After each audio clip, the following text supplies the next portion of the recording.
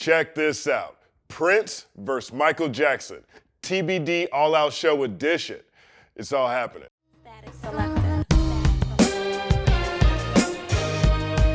Now check this out. In this All Out Show edition of TBD, Jude and I pit two of the biggest artists of all time head to head in this debate.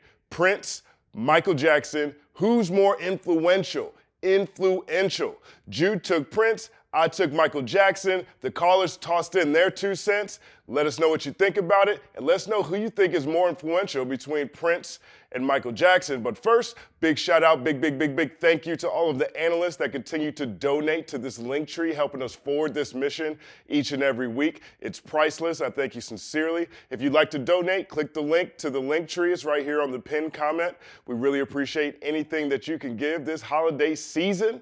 I have multiple deadlines going on right now, so I hope this conversation helps feed you for this weekend. Prince versus Michael Jackson. Prince versus Michael Jackson. Who's more influential? It's all happening. Everybody went. Everybody went and bought Jackson 5 greatest hits if we didn't have it. You know, like that's him blowing up for children made kids go back to the fucking 70s before they were born and snatch his shit up and be jamming that shit too. I mean, to me that's like he's like 5 careers in one, you know, when I think about it that way. So I tend to go to Michael Jackson just off first reflex. Also, I was a big Michael Jackson fan too. I remember trying to moonwalk when I saw him on TV, you know. I mean, hell yeah. Shit. We'll let somebody call up and rebut Justin. Since I've been talking to callers, let somebody rebut Justin. I'll lean back on it. But I got to tell you, one of the best live performances ever is Prince's halftime show shit, bro. Like, you don't get anything wilder it was just everything lined up perfect, man. Yeah. He's out there jamming in the rain to Purple Rain, fucking going, like, that shit was so special. It wasn't like, it didn't feel contrived, you know, like a lot of shit feels like, oh, now we're gonna do this and now we're gonna do that. Like, bro was just getting it, man. He was, man. It was special. I feel like Prince had, you know, something against Michael Jackson. I think he always had Michael Jackson in his crosshairs a bit. And I think in that regard, in my opinion, I feel like Michael pushed Prince a little bit, right? You're right. You know, and so, you know, I felt like Prince felt like that's what he was chasing. I mean, I think Prince felt like he was way better than Michael and deserved Michael's credit. He deserved Michael's adulation. This is what I think. I think he felt like he was way better than everyone, and Michael Jackson happened to be that guy on top. You know how that shit be. It's not even personal. It's just like, nah, bro, I'm the shit. You're on top. If some other dude was on top, he probably felt the same way about that cat. 100%. I mean, and if you think about it, you know, Prince was growing up listening to Michael Jackson. You know, like Michael Jackson was on the radio when Prince was putting his thing together. You know, and yes. I mean, is Thriller still the biggest album ever? You know, yeah, I believe it is. You know, so you know, there's a lot of things. I'm not sure who Prince. I mean, maybe this is a stretch, and maybe it's a reach, but I can't even imagine Prince's career without Michael Jackson in the space. I just can't, you know. And I'm not saying that Michael built Prince, but sometimes when you're chasing something, when there's some example of something that's out there that just motivates you every day. I know what you're saying. It could have been anybody, but I don't think that anybody could have been Michael Jackson. I don't know. I don't know if Michael Jackson could have been Michael Jackson without the fucking full industry behind him. So is he all the way Michael Jackson? Someone brought up a really good point that Prince, like, the dude's Minnesota, man. He had to grind and build his way up. He had a gang of underground albums and was still selling out shows without major radio play. So he came up in a different way. And I thought a lot of his music spoke to you know, more of the underground crowd. And, yeah, I think so too. He was like, he was fringe that became pop music, and Michael Jackson was like a soul boy band that became super pop music. And I I was talking to a caller. He got too poppy for me after Thriller. I was good after Thriller. Like, there'd be cuts, if it's on, I'm jamming it, but I didn't buy a Michael Jackson thing after that because I was just a bit older. Well, he's the king of pop. That was his brand, you know, he was going big every single time. And that, to me, I think signifies some of his broader influence. We're saying who's got a bigger influence between Prince and Michael Jackson. I mean, but here's the thing, I wouldn't be surprised if there were kids today who might not be as familiar with Prince as they are with Michael Jackson. But that doesn't mean you're right. But they might not even understand all the people that they like who have been influenced by Prince. They might not know Prince, but they like people that have taken from Prince. Is kind of, or you know, Prince. Like I was looking all this shit up yesterday. Fucking Prince had to tour behind Bob Seger, and Seger was doing stadiums and he was doing clubs. So he's chopping it up with his keyboard player, I believe, and he's like, "Why is this motherfucker blowing up like that?" And my man was like, "Cause he's doing like anthem songs." Bro's doing like anthem songs about being in love or being on the road that everybody can relate to. The next album he did, Purple Rain, was on that shit. He didn't have a sound like that before. Like, so Prince was smart enough to take from all these people and apply it to himself and make it his own.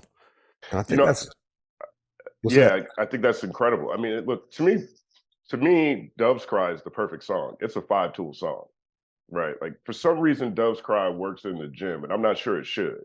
You know what I mean?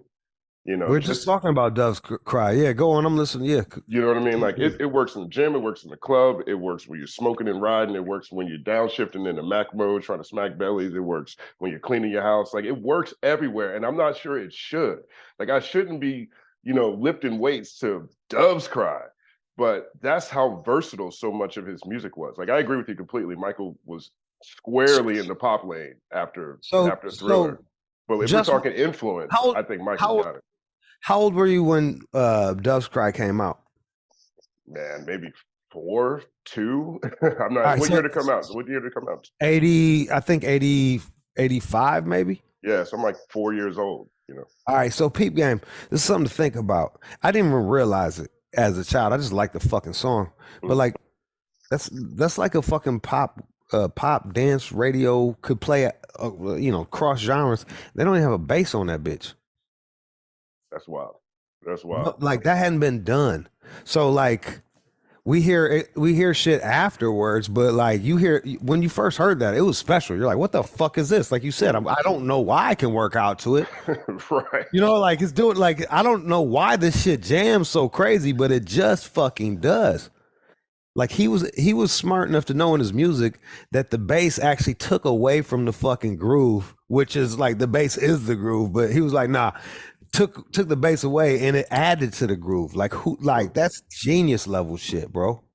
You know, one of the other things I love about Prince is that Prince was really religious. Like he was super religious, but his music didn't always come across. Like one of my favorite Prince songs was All Seven, right?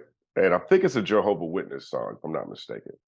All seven, and we'll watch them fall. I have no idea my whole life what that song was about. I read this book on Prince not too long ago by Torre, and it was breaking down how Prince really was like, he sold sex so heavy just to get in the door. And then when he got in the door, his music, like the deep cuts in his music, it's like, okay, now it's time. Oh, thank you for letting me in. I'd like to introduce you to my Lord and Savior, Jesus Christ. You know what I'm saying? Like he was like, just sort of like, like amazing at weaving in different messages in ways that, you know, people couldn't, you know, without being corny or without being ostracized for it. Never thought about Prince like that before, but that's a huge thing. If you look at, you know, some of the influence, if you look at artists like Kanye West who do that all the time, you know. Yeah, man, it's like that's a tough thing to do. Come with some real grimy shit, so people will listen to something that might touch your heart. And like a big shout out to fucking churches. So many of the artists that we love started off singing in churches and playing music in churches, and it has such an influence on our music. 100%. We got someone to push back on you, bro. You ready? Let's go. Let's see. Let's get it. Raymond in Tampa, Florida. Raymond. Hey, what's up, Jude? What up? Hey, let me start off by saying there's so many topics I got to get this going. First of all, Michael Jackson's best albums was written and created by a guy named Rod Temperton, who wrote Boogie Nights and Always and Forever for the Heat Wave. And so when you look at back there, check that. So Michael was writing Prince. And with Prince, when Prince wrote all the things, he, like you said, he didn't have a song for his love. On his second album, he had a song called Still Waiting. He said, all my friends tell me about the love they have. So Prince was writing love songs and again, his very first song when he was 17 years old called Soft and Wet was talking about, you know, the female part is soft and it's wet. And it was like it was soft and wet. All right. And second of all, Prince, and y'all talking about with Doves Cries without the bass. Imagine a funk song without bass. That's what I'm screaming. That's what I'm screaming, right? It's a funk song. It breaks your brain. But if you take away Off the Wall and Thriller, which Rod Temperton wrote, Michael Jackson's songs was like I said, bubblegum. Prince was sitting there talking about jack you off. I take you to the movie and jack you off. So he was doing a lot of things that was outside. And I'm 60 years old. I seen Prince on his first tour in 1979 off the when he saw I Want to Be Your Lover. Yeah. Why You Gonna Treat Me So Bad? Yeah. And every year after that, he would come down to the Tampa area, and I would go see Prince. And his style, Prince got his style from Little Richard Dress and his guitar player from Jimi Hendrix. If you notice, when he would wear the headbands, he's trying to enter, you know, he said this in concert. He said, everybody think I'm gay. I'm not gay. I'm just a freak. I was a big fan of Jimi Hendrix, and I always laughed at the way Little Richard would dress up and put on makeup. And that's, he said, and this Prince words. I remember this from 1979 in the Lakeland Civic Center. So when you see him playing the guitar, he's trying to enter like he's Jimi Hendrix. And that's what his style. He combined the two. I mean, yeah, I tell me what those, like, this is the other thing too. My man is experiencing Prince before he blew up. This is 79, man. This is word of mouth. We don't got the internet. We don't got like, this is tapes are getting passed off to each other. You listen to the late night radio hearing this shit, and this dude is like fucking selling out shit. What was it like going to these early Prince concerts? I'm kind of curious to know. It was a lot of fun. Like, it was the younger crowd, you know, and like I say, the Lakeland Civic Center, it might have held 5,000 people. But that was, like I said, his first tour. And just the show where he just sat down and he just jammed, like you say, as the pure artist with him and his band and the things that they did. That was before he brought out the time. The next time I seen him, which was on the Dirty Mind album, that's when he had the time. Then after that, he came out with Controversy. That's when he had Vanity 6. And like one of the callers said earlier, you talking about beautiful? Oh my! It was like, you know, Beautiful Ones is the shit, bro. Honey Hush. Yo, man. Vanity was like, but and Prince brought it wouldn't be no Carmen Electra without Prince. That's what brought Carmen Electra out. He gave her that name, Carmen Electra. Yeah, he did. He was good at spotting some chicks with sex appeal. Right. Wow, bro. He had an eye for that shit. Yeah. Yeah. So you know, and like I say, and. Like I say, Michael can sing, Mike can do this, whatever, and it's all good. But like you say, Jude is a star. And I'm not, you know, hey, jerk or whatever, and I listen to the show because, you know what, he's doing something that nobody else doing. You know, Confessions or this, you know, Love It or Hate It or whatever. He do things, and that's what Prince did. He brought something to that was not there.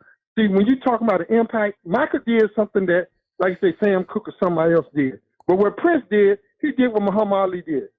Before Muhammad Ali, everybody stood in the ring and boxed. Muhammad Ali's the first one to start dancing. Now everybody want to dance like Muhammad Ali. When Dr. J, you know, everybody about the way Jordan's flying out, but when Dr. J would palm the ball and go through all the way, that's impact players. And there was an impact somebody. So Prince brought an impact into this world that made people, you know, where you got the Two-Line Crews and the Eminems and everybody else to sit down and say, I'm going to say what I'm going to say. Because nobody was saying on a record, I take you to the movie and jack you off. Yeah. I'm right there with you on this. Where I really, that's a very weird turn of phrase, by the way. Yeah, I mean, he didn't give a fuck, bro. Like, you could, like, well, he had that one where he's like shirtless with the mattress standing up behind him and shit, just looking like he's about to fuck anything that comes his way, man. He was on some shit. And I agree with my man about you look at ball players, all these people, they can copy something that a basketball genius came up with. But if you don't add to that, you just copying. You're not bringing anything new. And it's really hard to, you know that, Justice. 100%. You know your original ideas. It's hard to get to those ideas. It's hard to execute those ideas. Somebody can watch you do all the work, see how it goes, and fucking do it themselves, and then add on to it too, and be like, yeah, that's me. You know, and I'd watch that show and be like, yeah, this is the shit, but Justin started that shit. You know, like that's how I would be like, yeah, this is dope. I like where he went with it, but he couldn't have gone there without Just. Right. Yeah, and it's important to and I'm the Prince of Radio, as my man just said, so put some respect on my name. Right. I'm Prince of Radio. But yeah, you know, I like that about Prince. Yeah. You know, but see, if we're talking influence, this is the thing where I come back around. I thought that was the question. Who's more influential? No. Yo, that's exactly what I was saying. It was influence. Yeah. And like, what do you value in influence? And what's the longest influence? That's what I meant. Go ahead, every time I watch any music video right now, any rap video where they have some long intro, they try to set up the scene, you know, some visual movie-esque storytelling. I think of Michael Jackson. I'm like, oh, this is them trying to do Thriller again. Oh, you ain't lying. This is them trying to, you know, make a huge movie out of a song. You know what I mean? When I think about the way people talk about the business of music, I think about Michael Jackson all the time. You know what I mean? Like Michael Jackson, he was buying other people's catalogs, man. Other people's publishing and stuff like that. People weren't doing that. Let me ask you something then. Like, one could argue, and I don't even know if I can take this position, but one could push and argue that, like, was Michael Jackson more of a product than an artist? Like, a lot of this shit that he gets credit for is awesome, but it's marketing. Well, if we're talking influence, you know, I think I know, but like, yeah, so I wouldn't say you're that. Totally right. You're right, but like, we don't even know if Mike thought of that shit. It could have been just some dude that worked at the record company. It was like, all right, man, this is what we need to do. This is the thing, and they rolled it out perfectly. He played along, but that's record company push. That's payola. That's all that shit. That's understanding what the next wave was. When that Thriller shit dropped, I was saying earlier, man, nobody really had cable yet. Like, cable was something special. You didn't have cable. So not everybody got to see MTV. And they played that on regular channel at an exact time, and everybody was on the TV like a fucking Super Bowl, bro. It was like every kid was at home waiting for that shit to drop. That's how serious it was. It was special. So I don't want to take nothing away. Like the black and white video that came on after In Living Color, that was a event. Or remember the time he did that with old boy Magic? Yeah. Yeah. I mean, like, that's the other thing about Michael that I think about. You know, Michael he was all about friction. He was about tension and release in his videos. Like, he's always being chased. He's always running through an amusement park. You know, he's running through a pyramid. Tension and release too, bro. Yeah, I think we all are. We all like that. We like that. Yeah. You know, man, he's fighting in a subway station. You know what I mean? Like, he wanted Prince to be on Bad. He sent Prince that song. Was like, yeah, man, I want you to be on Bad, and I want you to be, you know, I want to be battling you in the video. Prince wasn't having that. He was bro, like, he don't look like, nah, man, I ain't bet. Like, that's like Nas signing the Jay-Z shit. That don't make no type of sense. Right. Like, what are you doing right now? You gonna get in his video? Nah. He was smart on that. I think you bring up an interesting point that really wasn't tapped into. I think Michael Jackson was able to roll. He just was able to roll with the times a lot better. And I think that comes from Prince was so fucking rooted in his shit that he didn't want to do, like, he ain't gonna make some fuck ass video for 20 minutes just to compete with cats, because he wasn't about that. And I think Michael really understood, like you said, the business of it, and but was able to be creative creative while doing the business of it, which is a skill in itself. I think Beyonce and shit, they took a nod from, you know, they're doing the Lemonade and all that shit. But to me, that feels way more contrived than Michael Jackson doing something similar way back in the day. I mean, he was the innovator on it. Yeah. You know? And then when you see the next one, by the 20 years later, you're like, oh, Jay cheated. Now I got to watch fucking 20 minutes of music videos about it. I don't believe you. Right. Yeah. So Mike did do a bunch of that shit. That's a good point, man. I mean, I see every time, like we were talking about the Baby the last time we were here. He literally remade Thriller. He called it Boogeyman. You know, like that's influence is still running. You know. Pull up Rick James, Give It To Me, Baby. Rick James, Give It To Me, Baby. By the way, I've got another excited caller out of Pennsylvania. All right, so we'll talk to Pennsylvania while you're looking for Give It To Me, Baby, and pull up Ghetto Life and Thriller. All right. And Pennsylvania, go ahead. It's Ree. Her name is Ree. Hey, Ree. Yes. Let's correct one thing. He said Jill Scott made Float, the song Butterflies.